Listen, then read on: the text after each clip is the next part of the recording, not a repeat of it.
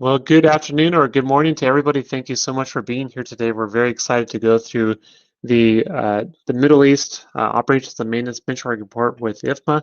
This is one of the first of its kind, and we're very excited to go through this today and answer any questions they may have about this. And so again, we're very excited. This is the first of its kind, and we're greatly looking forward to diving into this. So today's agenda, what you're talking about firstly is what is facility benchmarking.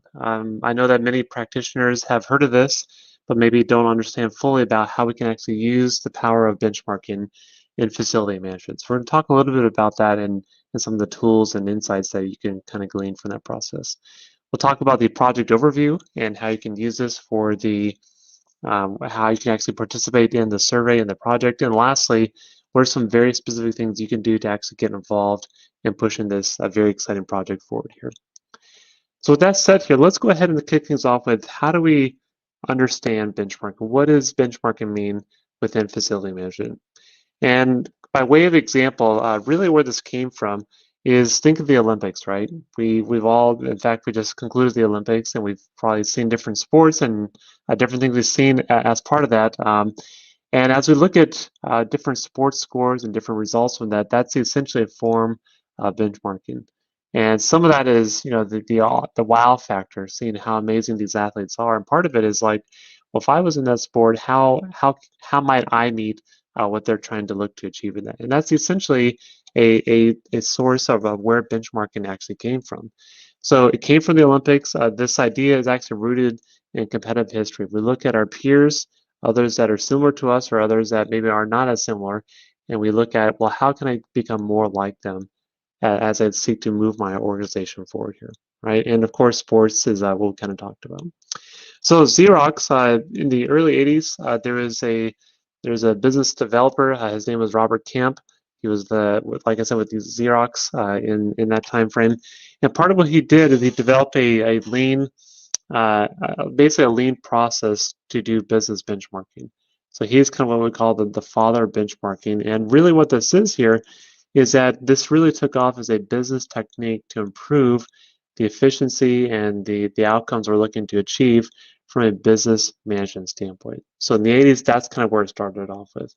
Well, as this is developed and as the recognition of facility management as a relevant field, as a relevant profession, as an industry, IFMA has done fantastic work to raise this awareness about what benchmarking is, to provide that data. And in fact, IFMA's North American version of the report is probably by far the most publicly widely used benchmarks reports out there in terms of actual operations and maintenance cost and performance. So our goal with that is to replicate that in the Middle East region. And that's why this is such an exciting project that it's never been done before. And because of that, there's some key things that we want to be aware of with this. So when you think about benchmarking, this is essentially looking at something that works really well and applying that to your own organization. And I think many of us can relate to that as facility managers and thinking about what custodial practices, what energy management practices, what maintenance costs or staffing profiles look like, and comparing how our particular facilities uh, look like our peers. And if there's big differences between how we're operating compared to our peers we want to understand what's actually going on there. And benchmarking is that very first crucial step to actually have that data so we can really understand what's actually going on here with this process. So when we think about a best practice, this is the thing that gets the job done. That's the best way I can define of what a best practice is. It's something that at the end of the day here, it helps you get the job done on time with a minimal cost and with very high customer satisfaction. That is what we're thinking about in terms of best overall practice for what we want to deliver. So let's think about the benchmarking process. There's really two different things that we're going to be looking at here. There's practices, which essentially means what are we doing, and then there's metrics, which is the quantifiable data based on here's how our facility is actually performing. So when we look at practices, our goal here is to look at what are we doing in terms of day-to-day type tasks compared to what our peers are doing, and identify where those gaps are at to come closer to matching our peers, or if we're a leader in that industry, to kind of continue being that leader. On the metric side of things, really the primary interest in the metric side is cost information.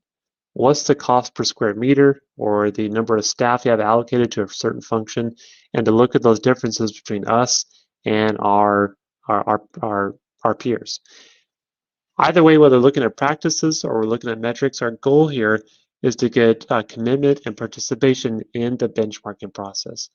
Now, I've done a lot of benchmarking data analytics with IFMA and other organizations, and I would say that probably the most difficult challenge with benchmarking is actually doing something with the data that we have available. Many times we have access to all this data here, and it's fantastic here, but at the end of the day, we don't do anything with it. So if you can learn how to benchmark and just start collecting the data, that's a huge first step.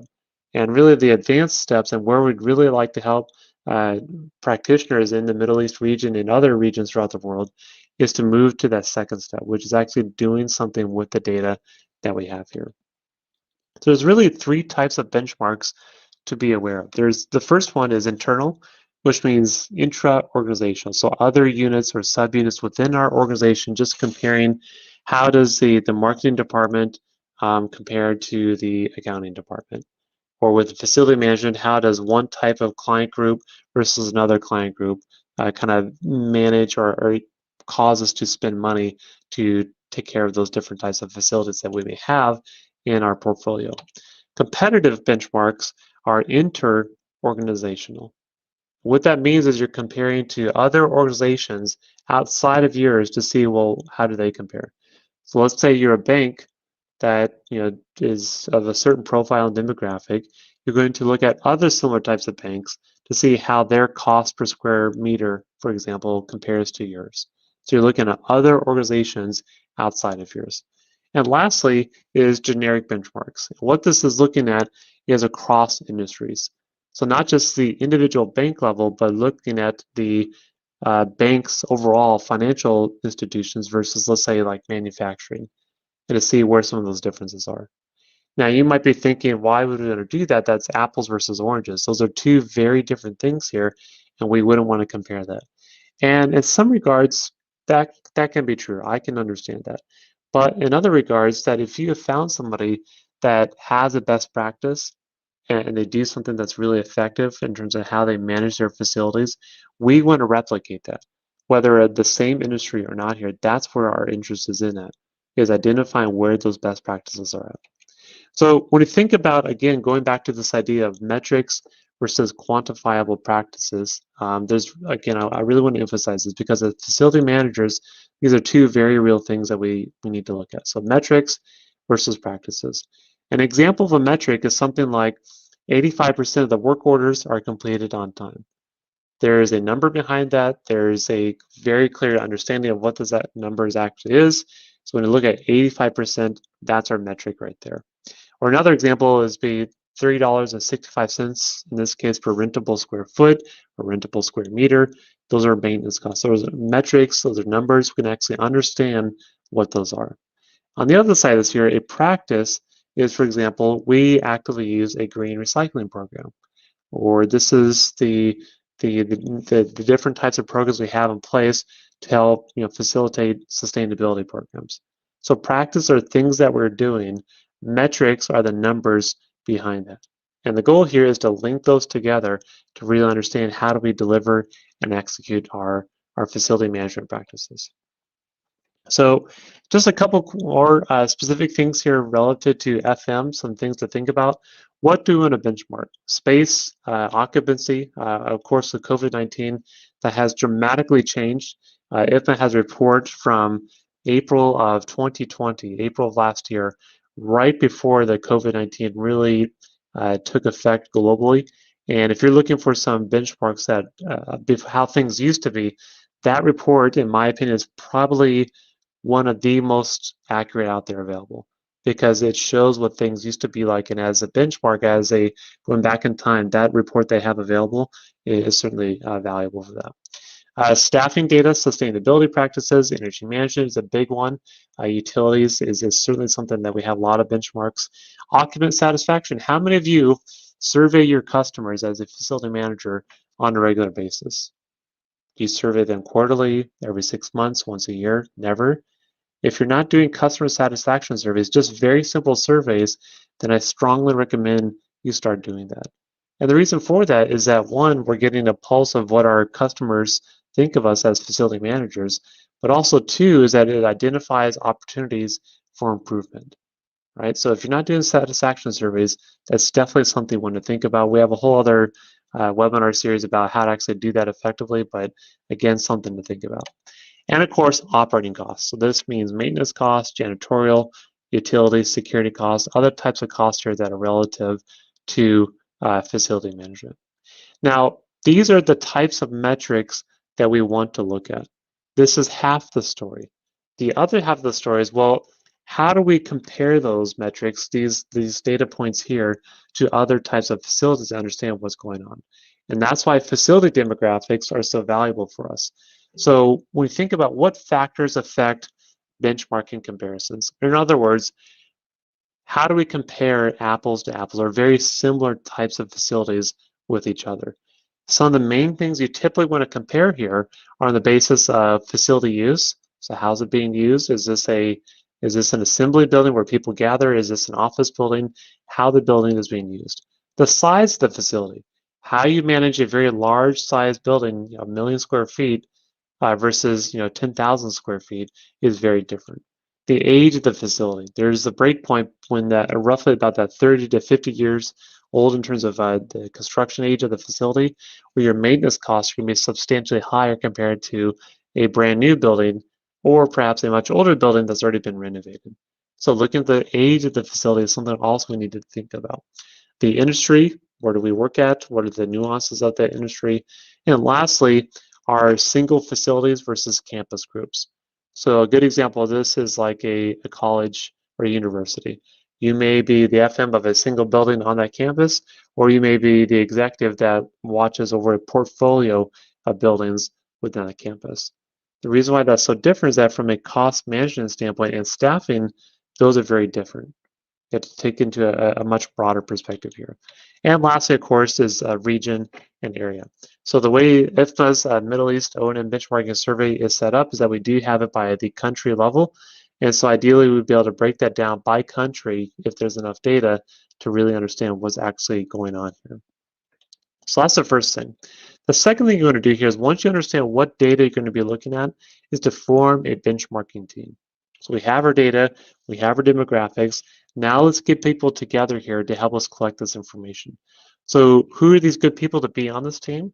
We need to recruit somebody that's representative. What I mean by representative is that all the key stakeholders in your organization are involved on this benchmarking team.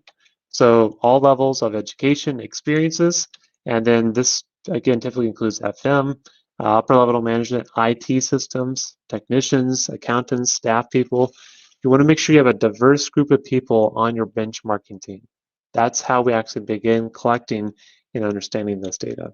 We have champions of the process. People are going to help you push this forward here. So you have your data, you have our benchmarking team. The third thing we're going to look at is once we've collected our data here, is we need to understand our data. Again, we're comparing metrics. So we have that, what I have called apples to apples. We have practices, who's doing what. And lastly is linking these metrics to the practices. And really what this focuses on here is what are the best in class folks doing? What do the best of best do? And we want to replicate that as best as we can in our own facilities. And that's really what this is really pointing to here is what do the best in class look like? The best in class typically means that the lowest cost per square meter, but the highest customer satisfaction. That's really what we're getting to best in class. And that's certainly a subjective term here, but those are some key things to think about that. And lastly, and probably most importantly, is to take action.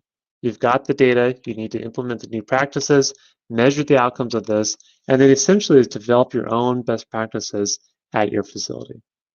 So the first few minutes here of what we've actually talked about is how do we understand what benchmarking is? How can we use that at our own facilities here?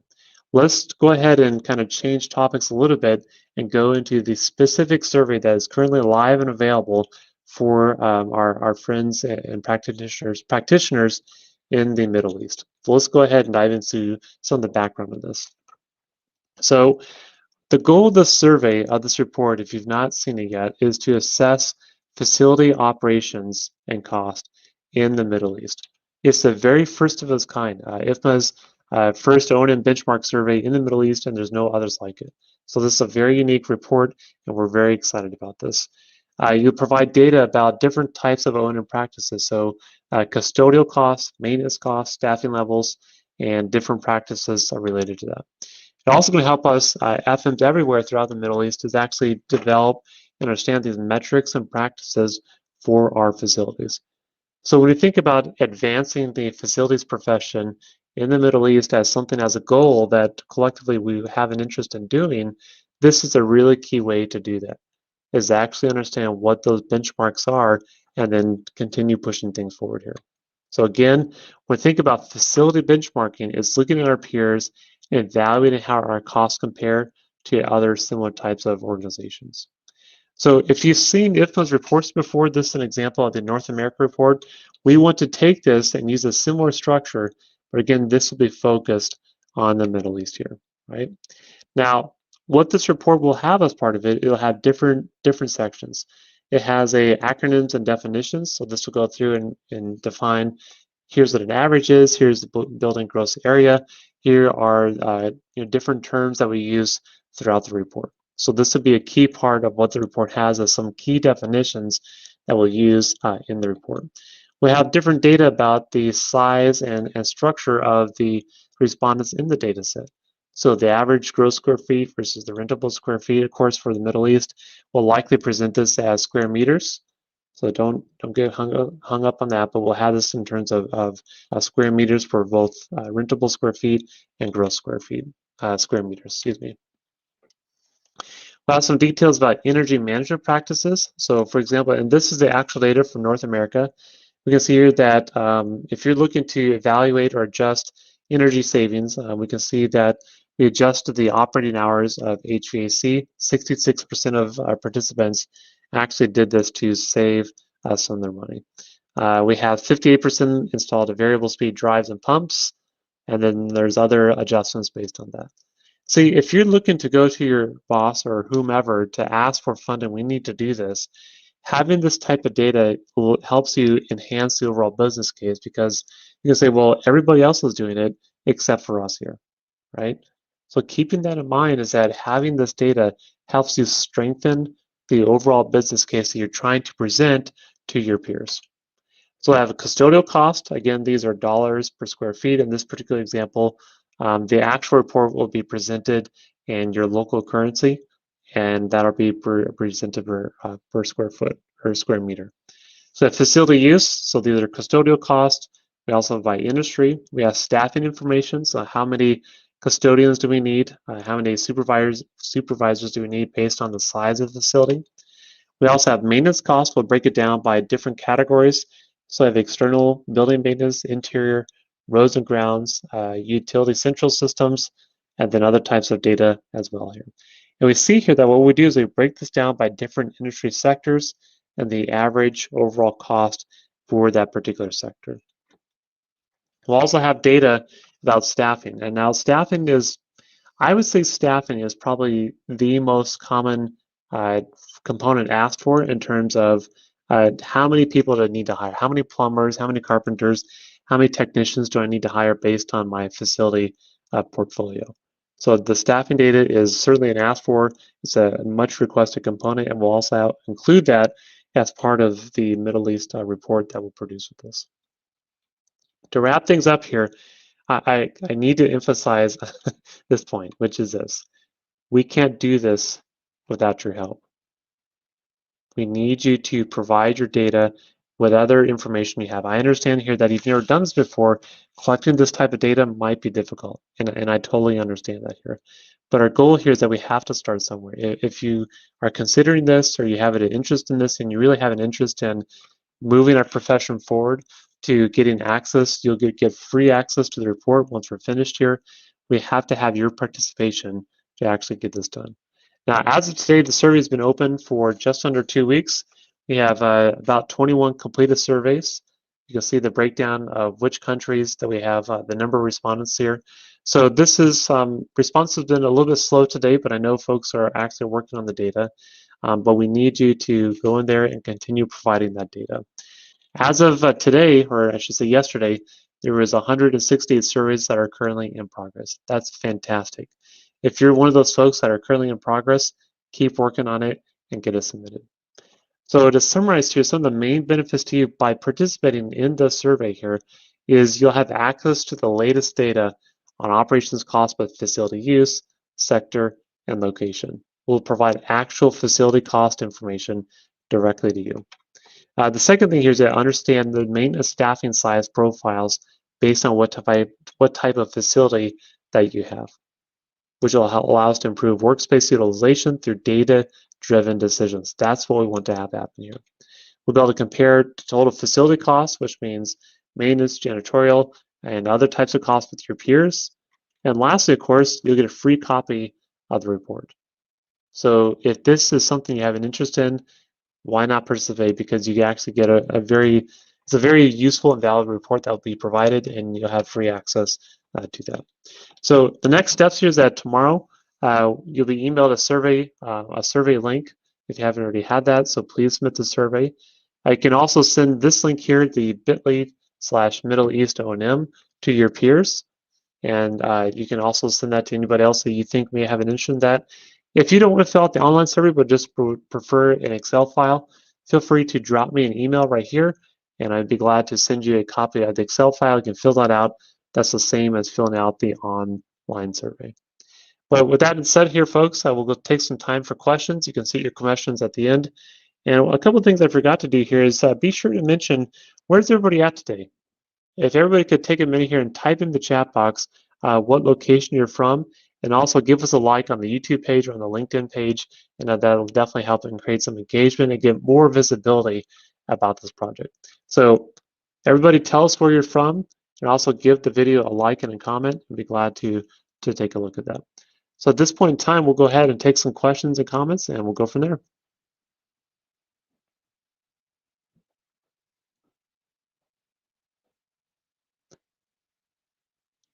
So one question that I see that's come across here is, how much time is this report going to take to fill out? The answer to that is it depends on how well your data is ready to go. If you have, for example, annual financial reports that come across, then filling out the survey really won't take too long, maybe about 10, maybe 15 minutes. If you need to go collect the information, it'll take a little bit longer than that, but the questions are very targeted. It's pretty straightforward to fill out that type of information.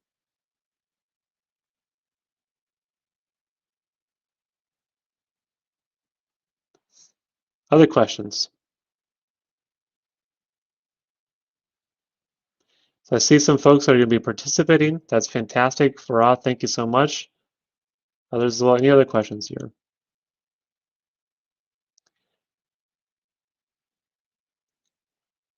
Another question that I've seen come across here is, well, I understand we'll have access to the report. How can I actually do something, or how does that actually help me in my day-to-day, operations as a facility practitioner?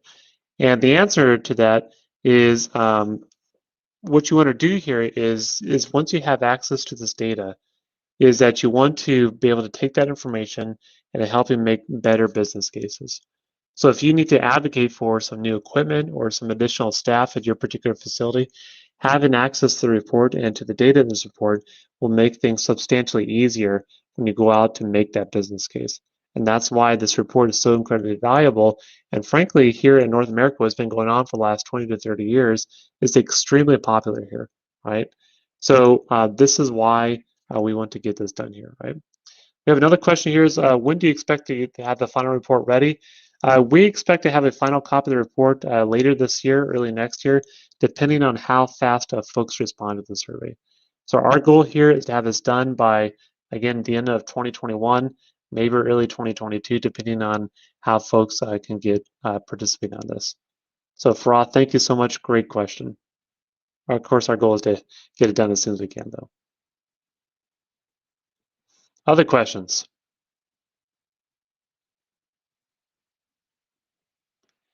Another question that I see come across here is, well, What if we don't know how to fill out some of the survey? What should we do?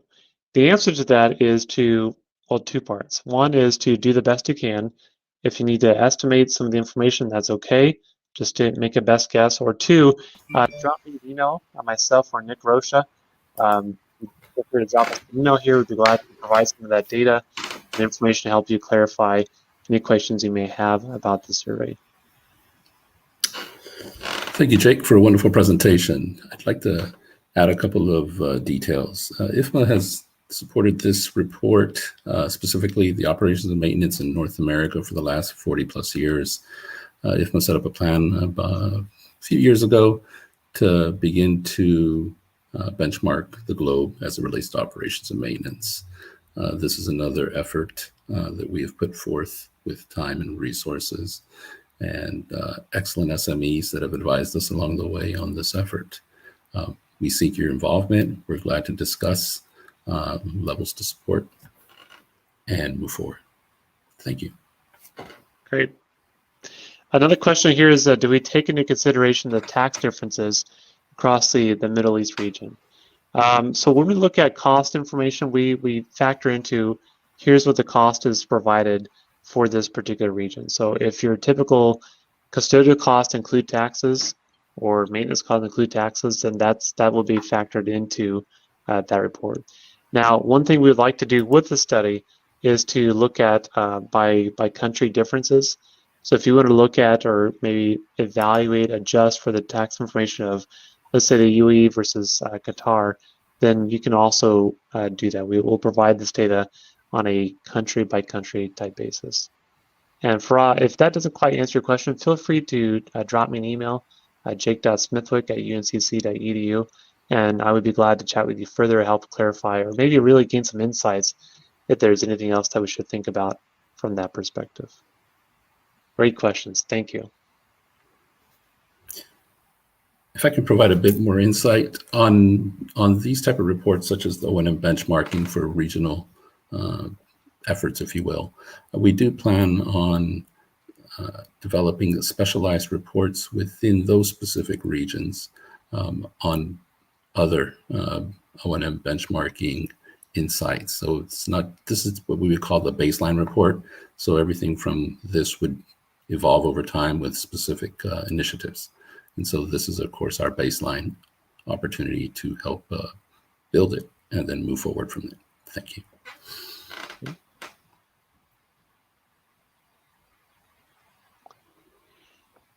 Well, folks, I'm not seeing any other questions come by here. Actually, I don't know if we can pop up the screen share one more time here just to show my email address. So if you do have any more questions, feel free to drop myself an email or Nick an email. If you want a copy of the Excel file to fill out the survey, we'd be more than happy to do that. But again, this is a very exciting development, first of its kind. And frankly, folks, in my opinion, I'm not exaggerating here. I think this is going to revolutionize our industry. Is having global type benchmarking data for facility operations is kind of unheard of. And to make this available on behalf of IFMA is a very exciting development and adds a lot of value to our members. So. Okay, well, folks, that's all I have for today. Again, everybody, thank you so much. Be sure to drop a comment, drop a like on the videos, both on YouTube and LinkedIn. And we look forward to continue to push this effort forward. Thanks so much. Take care. Bye.